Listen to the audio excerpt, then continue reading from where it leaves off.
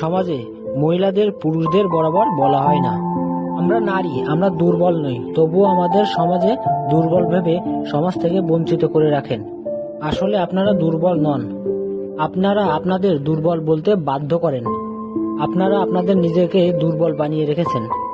এদিকে দেখো, বাসে উঠবেন, দেখবেন সুন্দর করে লেখা আছে এই সিট বিকলাঙ্গ, বৃদ্ধ, বাচ্চা, অসুস্থ মানুষ ও মহিলাদের জন্য বরাদ্দ।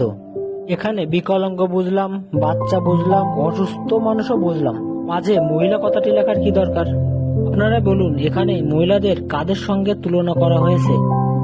কেউ বলতে পারেন না আমি দুর্বল নই, আমার পার্সোনাল সুবিধার প্রয়োজন নেই। আমাদের নাম ওই সকল জায়গা থেকে সরিয়ে দিন যেখানে আমাদের দুর্বল ভেবে অনুগ্রহপূর্বক পার্সোনাল সুবিধা দেওয়া হয়। যতদিন নারী তোমার নাম ওই সকল জায়গায় থাকবে ততদিন সমাজ তোমাকে দুর্বল বলবে, এটাই স্বাভাবিক।